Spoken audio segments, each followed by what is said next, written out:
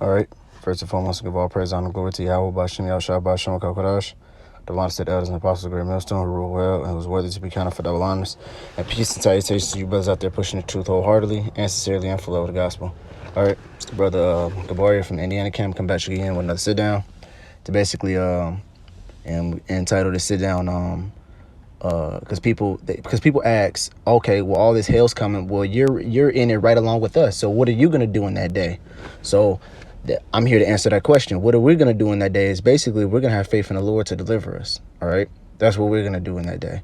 All right, we've been, for the past so many amount of years or months or however long you've been in the truth, you basically been preparing yourself for this day. All right, so however long you've been in this truth, or however long you woke up to knowing yourself as an Israelite, this is the day that you have been preparing for.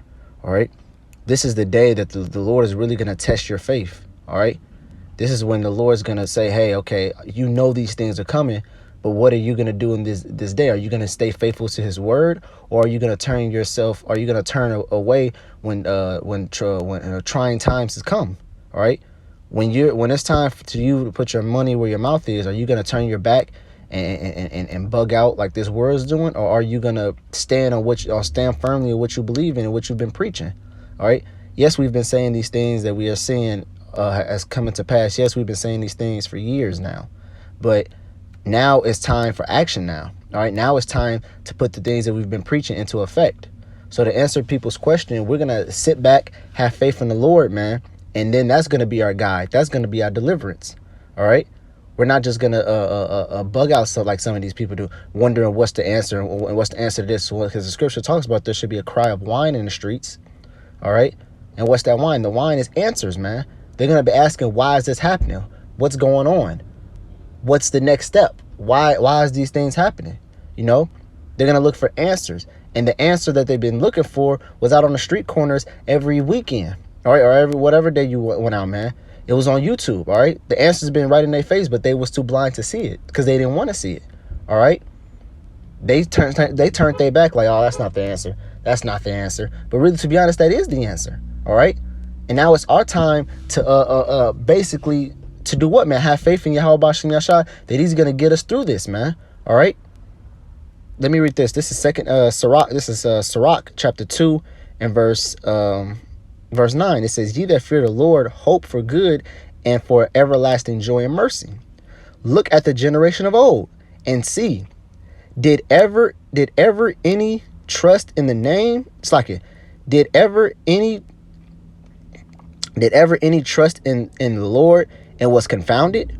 Or did any abide in his fury and was forsaken? Or whom did he despise that called upon him? See? So all of them that trust in the Lord, all of them that sincerely had their faith in the Lord did exactly what he said he was going to do to them, man. All right. The Lord delivered them, man. All right. Because they stayed righteous and they stayed true to their word, man. They completed the course. All right. They ran as much as they possibly could. All right. So the Lord delivered them. All right. In one way or another. Okay, whether that deliverance is by death and you get beamed up on them chariots, or it's going to be by you actually don't have to taste death and you get straight beamed on the chariots, or the Lord's giving you spiritual powers where you're not going to be able to get touched. All right. You're not going to be able to be touched through nothing, man. You might have spiritual powers coming with you in the next couple weeks where all this hell that's coming, man, it's going to roll off your back, man. All right. Let me get this.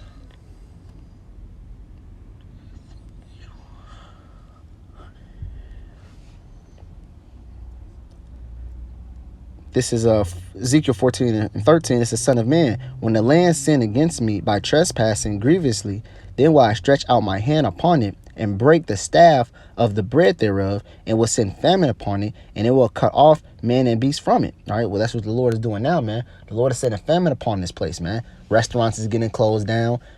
Grocery stores, all type of stores are getting closed down. Lack of bread, lack of food. All right. People stocking up them houses. People are stocking up their houses right now because